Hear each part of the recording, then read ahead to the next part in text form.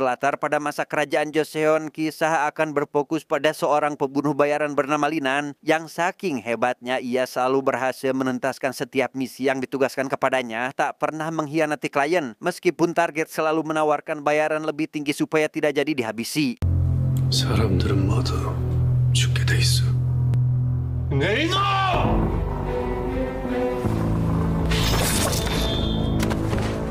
Selesai menghabisi target, Linan merasakan nyeri dada yang tak tertahankan sehingga ia langsung pergi menemui tabib untuk mengobati sekaligus menanyakan penyakit apa yang dideritanya saat ini.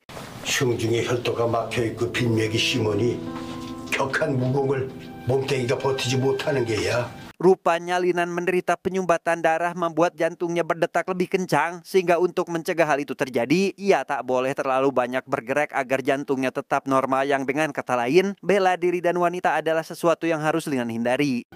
조금이라도 더 오래 살고 싶으면 무공을 쓰지 마. 여자랑 하지 말고. 정하고 싶으면 좀 천천히. Si tabib yang tak memiliki obat untuk Linan memberitahu bahwa Linan hanya bisa disembuhkan oleh tanaman bernama mahwangco. Tetapi tanaman tersebut diketahui sangat langka hingga si tabib hanya memberikan obat pereda nyeri yang bisa digunakan saat benar-benar diperlukan. 급할 때 하나씩 먹게. 조심해. 많이 먹으면 심장이 터져버릴 거야. Sepulangnya Linan, si tabib kedatangan para bandit dan mendesak agar ia membocorkan penyakit yang diderita Linan. Dan setelah para bandit mengetahui penyakit itu, mereka mengirim wanita yang ditugaskan akan menggoda Linan agar jantungnya berpacu cepat hingga mereka dapat menyerangnya dengan mudah. 살수에게 무공을 쓰지 말라니 그게 말이나 되는 소리야? 이 바닥에서 그건 사형 선고나 다름없었어. Linan yang berhasil tergoda pun lantas menusuk mata si wanita setelah menyadari bersekongkol dengan para bandit itu. Dengan kondisi jantung yang sebelumnya sudah terpacu karena baru selesai berhubungan, membuatnya merasakan sakit ketika ia melakukan teknik bela diri untuk melawan para bandit yang menyerangnya. 늑대들이 달려드는 것은 어쩔 수 없는 숙명 같은 거. 그렇게 이나는 끝없이 쫓겨난 신세가 되고 말았지. 1 tahun kemudian, Linan yang sudah meninggalkan teknik bela diri kini berada di desa Ambyon dekat Gunung Jangrim. Ia datang ke sana setelah mendengar bahwa tanaman yang dicarinya tumbuh di puncak gunung tersebut. Namun saat ini, ia mendapati pedang dan tasnya telah hilang, dicuri oleh sekelompok anak kecil yang tinggal di desa itu.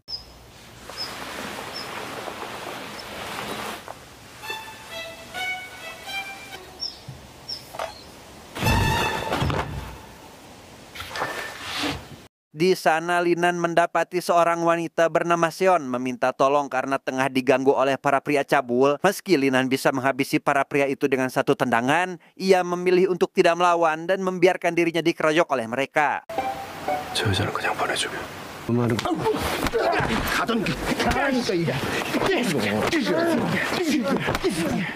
Sebagai ungkapan terima kasih, Seon yang memiliki usaha rumah makan mengajak Linan ke rumahnya terlebih dahulu untuk menjamunya makan hingga Linan pun merasa sangat menikmati, bahkan sampai meminta porsi tambahan karena sup buatan Seon memang terkenal paling enak di desa itu.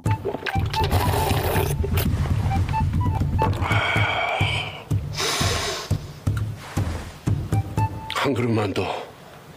Setelah menghabiskan 2 porsi, Linan yang sudah kenyang lantas berterima kasih dan berjanji akan membayar makanan tersebut. Namun karena kondisinya yang tampak seperti pengemis, Seon yang merasa kasihan memutuskan untuk membiarkan Linan membayarnya dengan tenaga hingga menjadikannya pelayan untuk hari ini.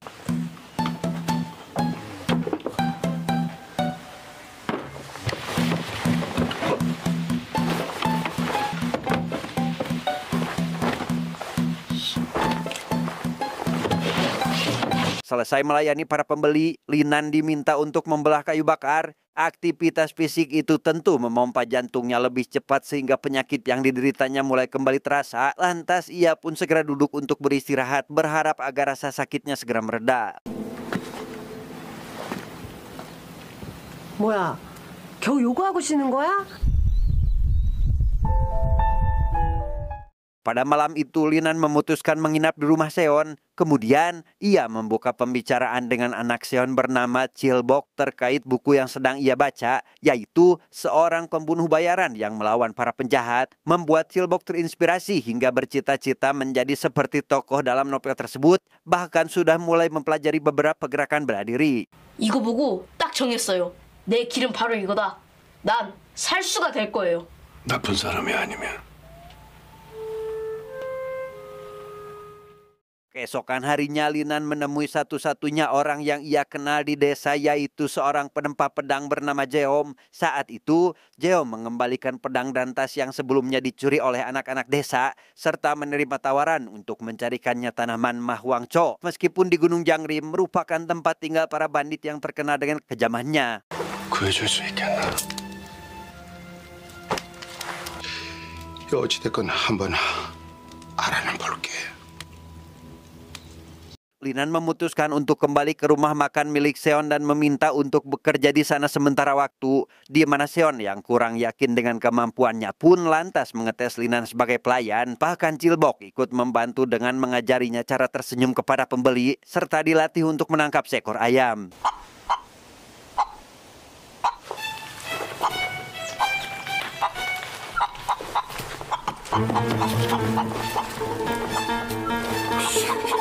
Sementara itu di dalam penjara, adik dari ketua bandit bernama Doci dan anak buahnya menerima lelucon dari seorang penjaga yang menumpahkan makanan mereka. Namun ternyata penjaga tersebut melakukannya untuk mengelabui para penjaga lain agar tidak curiga karena ia menumpahkan makanan bersamaan dengan kunci untuk digunakan oleh kedua bandit tersebut.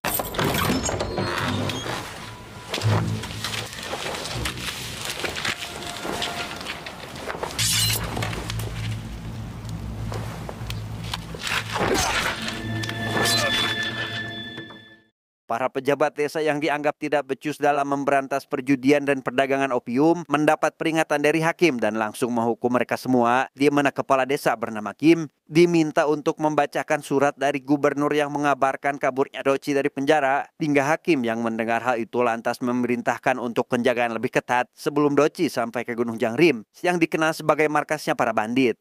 관찰사님의 명입니다요. 좋아. 어때? 다들 들었지? 이건 쉽잖아, 안 그래? 그냥 몽땅 동원해서 죄다 틀어막으면 되는 거야. Malam harinya hakim dikejutkan oleh seorang pria misterius yang datang untuk mengancam, di mana si pria meminta agar hakim membiarkan Doci kembali ke Gunung Jangrim, melarangnya menangkap apalagi sampai menghabisinya, dan jika peringatan tersebut dilanggar, maka anak dan istri si hakimlah yang akan menjadi taruhannya. 이제 막 걸음마를 뗀 아드님께 책임을 묻겠다.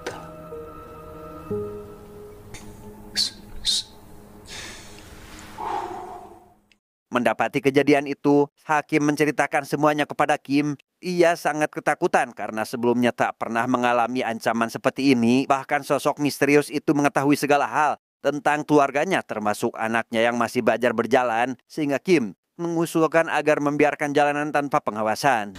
의료 비상령을 내시고 길목 하나를 비우시면 어떨? 그런다고 그게 될까? 제가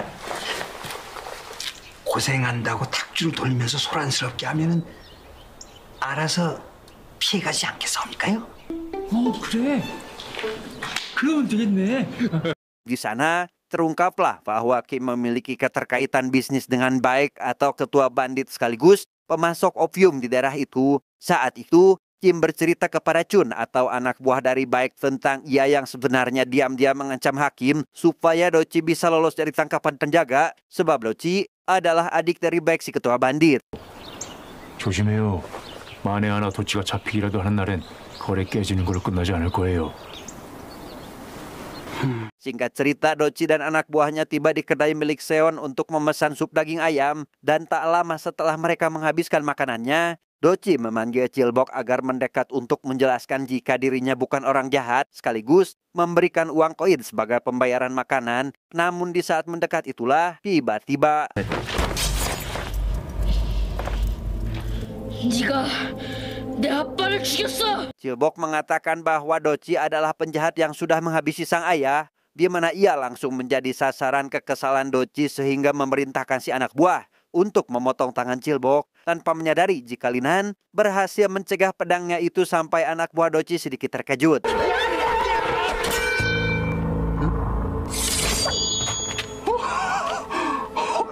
뭐야? 겉본 줄 알았는데 이런 용기는 또 있는 거야? Linan yang sudah tak tahan dengan ocehan receh dari si anak buah pun langsung memotong pedangnya menggunakan pisau sehingga pedangnya hingga terbelah dan menghabisinya saat itu juga. 아 이런 씨발놈.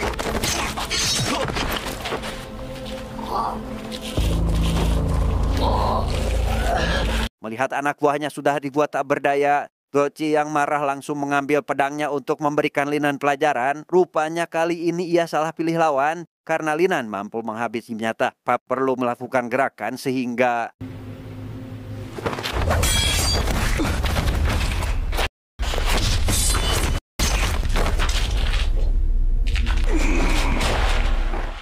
selesai menghabisi kedua bandit itu, Linan menguburkannya untuk menyembunyikan jejak. Mengingat adanya keterkaitan bisnis antara desa dengan bandit yang sudah menjadi rahasia umum, membuat siapapun yang menyenggol Doci akan berurusan dengan salah satu dari mereka.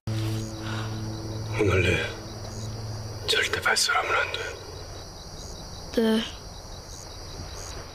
Hakim yang masih dilanda kecemasan terkait ancaman malam itu, kini ia khawatir jika tindakannya membantu para bandit akan terungkap dan diketahui masyarakat, hingga ia tak lagi dipercaya sebagai hakim yang baik dalam menegakkan keadilan. 개벌라 그러면 진짜 가만 안 둔다. 아유 제가 무슨 주둥이 조심해.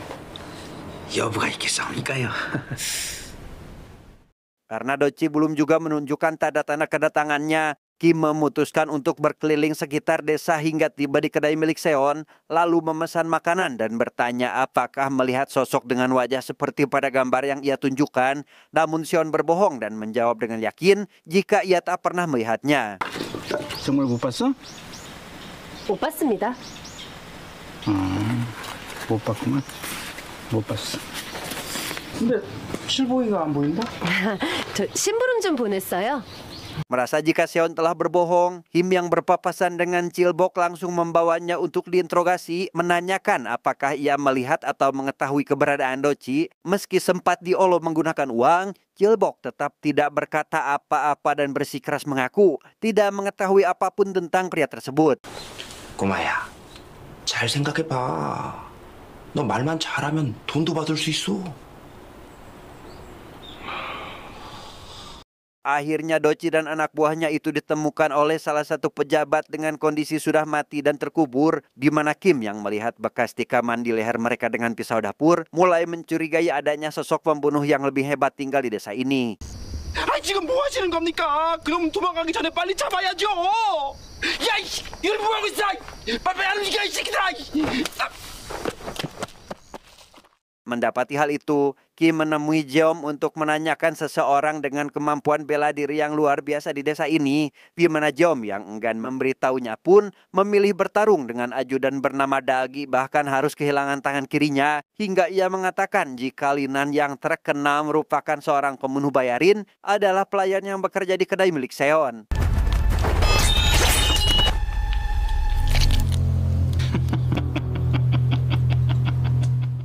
Akhirnya Kim bersama jajarannya mendatangi kedai Seon untuk menemui Linan, meminta untuk berbicara dan membuat kesepakatan agar Linan menghabisi Baek yang kemungkinan besar akan membalaskan dendam atas kematian sang adik, dan jika gagal, Chilbok yang saat ini telah dicurik akan menjadi taruhannya, serta berjanji akan memberikan tanaman Mahuangco sebagai bonus. 어린애 목숨 정도 가지고 이난하고 거래할 수는 없지. 마왕조를 구해주면 되려나? Saat akan berangkat, Linan menemui Jeom untuk mengetahui keterkaitan antara Kim dengan Baek. Rupanya Kim adalah seorang pejabat penyebab masyarakat terlilit hutang karena kecanduan opium, sementara Baek adalah ketua bandit yang menjadi pemasok opiumnya sampai saat ini. Dan atas kematian Doci, Kim mengkhawatirkan Baek akan mengancam bisnisnya sehingga memilih untuk menghabisinya. Namun Jeom yang sudah hafal dengan kelicikan Kim pun meragukan bahwa Kim akan menepati janjinya itu kepada Linan. 끌려다니던 차에 이번 일이 터지니까 아예 상체의 질서를 바꾸려는 거야. 그가 약속을 지킬 거라고 생각해? 어기면 베어버리면 그만이야. Dengan bermodalkan peta, akhirnya Linan menemukan markas para bandit itu. Dengan skill bela diri yang sudah terlatih, ia dengan mudahnya menghabisi para penjaga satu persatu hingga sampai ke kamar targetnya yang sedang tertidur bersama para wanita simpanannya.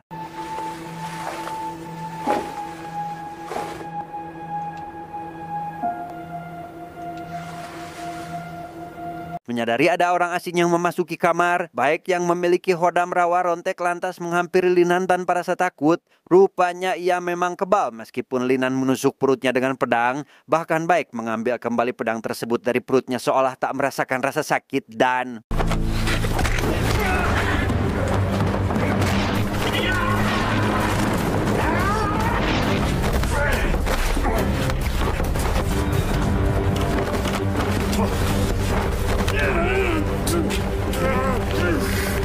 Rupanya kelemahan baik terletak pada bagian kaki, di mana Linan yang berhasil melukai tumit baik menggunakan pecahan beling membuatnya tak dapat berdiri, hingga memberikan kesempatan untuk Linan menebas leher baik sampai akhirnya tewas saat itu juga.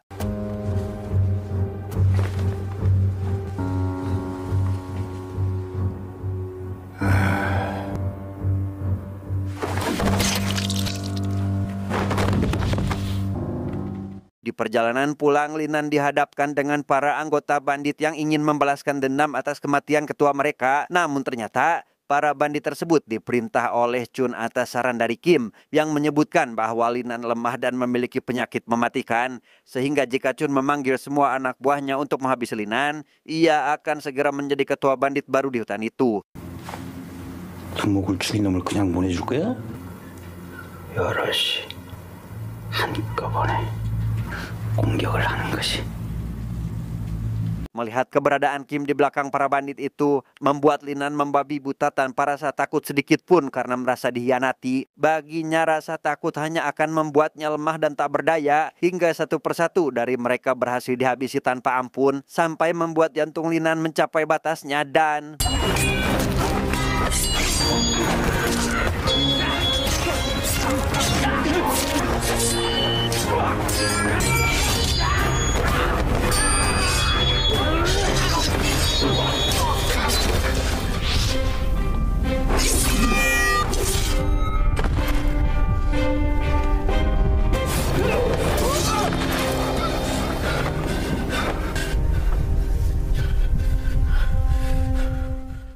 Disinilah Linan sekarang, terikat tali hingga tak bisa berbuat apa-apa. Lalu muncul seorang pria yang diperintahkan untuk memotong tumit Linan. Namun meski dalam kondisi seperti itu, Linan mampu menghabisi pria itu dengan menggigit leher si pria menggunakan giginya sehingga...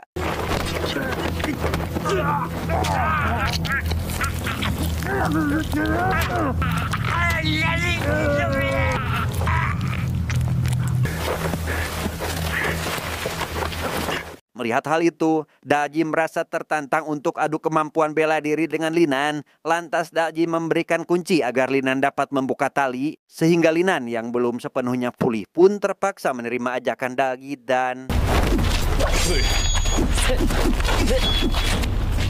뭐 하는 거야? 피하기만 할 거야?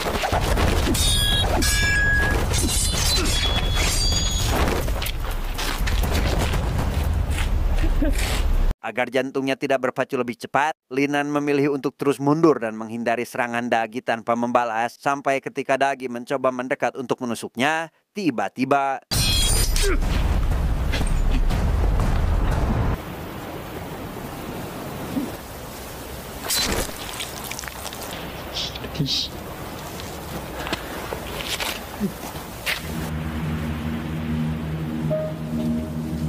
Setelah berhasil menghabisi Dagi, Linan membuka pintu gudang tempat Cilbok dikurung. Namun ia mendapati Cilbok sudah dalam kondisi meninggal. Dengan berat hati, ia pun membawanya ke rumah Seon yang sudah menunggunya sedari tadi.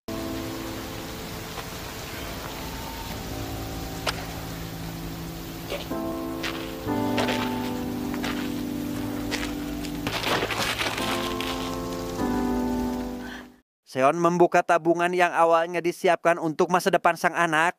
Kini ia memutuskan untuk memberikan seluruh uang itu kepada Linan sebagai pembayaran supaya Linan menghabisi semua orang yang terlibat dalam kematian sang anak. 이거 다 줄 테니까 사람 좀 죽여줘. 우리 칠복이 저렇게 만든 놈, 칠복이 죽음과 관련된 놈들 모두 다 하나도 남김없이 다 죽여줘. Keesokan harinya Kim bersama wanita yang sebelumnya menggoda Linan di awal film datang untuk menjemput Linan. Namun mereka malah dibuat terkejut tatkala mendapati daging yang sudah dihabisi serta Linan yang sudah menghilang entah kemana. Di sana si wanita dijamu dengan baik oleh Kim dan di tengah perbincangan mereka, salah satu pejabat datang melaporkan bahwa Chun menyerang kantor pemerintah dengan membawa semua anggota bandit dari dalam hutan, di mana Kim yang saat ini sedang bersama si wanita ahli bela diri tak sedikit pun merasa takut karena tahu si wanita itu akan membantunya. 자네가 좀 도와주겠는가? 의뢰하신 거라면 받아들이겠습니다. 역시. Merasa ingin menguasai seluruh wilayah desa, Chun si ketua bandit baru sudah siap dengan semua anggota untuk menghabisi para pejabat. Namun setelah sampai di gerbang kantor, ia memilih untuk tidak membuka dan akan menunggu sampai dibukakan dari dalam, meskipun harus memakan waktu yang cukup lama. 당장 문을 열어라! 안 그러면 부셔버리겠다! Para bandit yang mulai bosan menunggu instruksi menyerang bahkan sampai sudah terlihat duduk, menyarankan agar Chun langsung membukakan gerbangnya saja. Dan tak lama dari itu, muncul Linan yang akan memasuki kantor pejabat menghabisi siapapun yang menghalanginya. Sampai kericuhan itu membuat orang-orang di dalam keheranan dan segera membukakan gerbangnya untuk melihat apa yang terjadi.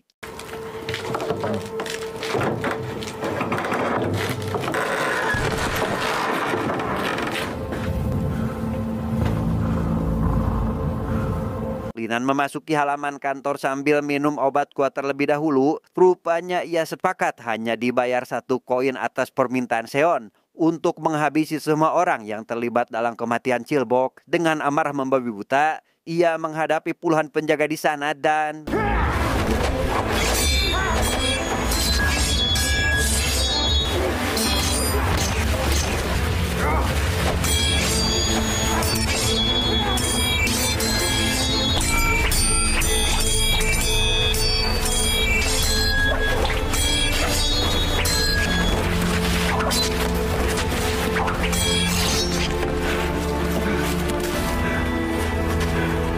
Para prajurit dibuat ketakutan melihat kemampuan Linan yang seolah tiada batasnya, hingga si wanita turun tangan dan menggunakan kekuatan matanya untuk menghipnotis, hingga ia berhasil membangkitkan orang-orang yang sudah pingsan, memberikannya kekuatan baru untuk menghadapi Linan.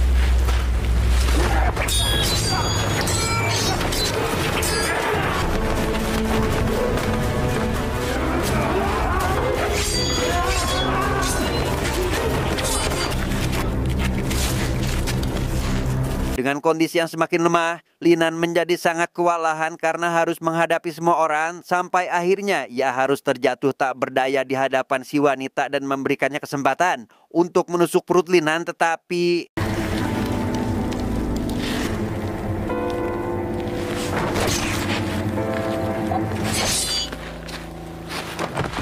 Semua orang yang tersisa merasa ketakutan oleh Linan yang tak berniat membiarkan satu orang pun selamat. Sampai Kim pun mencoba kabur namun berhasil dicegat oleh Seon dari arah lain hingga ia langsung menghabisinya tanpa ampun.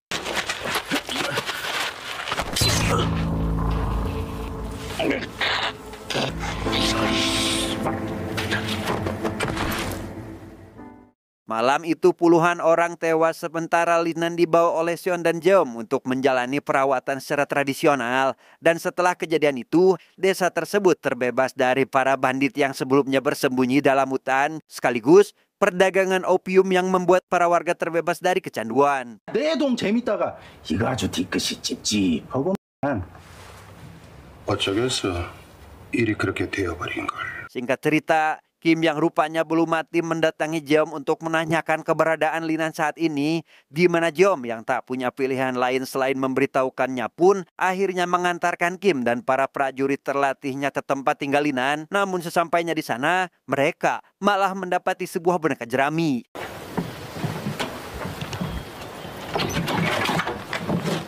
Kim yang merasa dipermainkan dikejutkan oleh Linan yang sudah berada di belakangnya dalam kondisi sehat karena warga berhasil menemukan tanaman Mahwangco tanpa banyak bercocot-cocot di awal. Linan pun langsung menghabisi target terakhirnya itu sehingga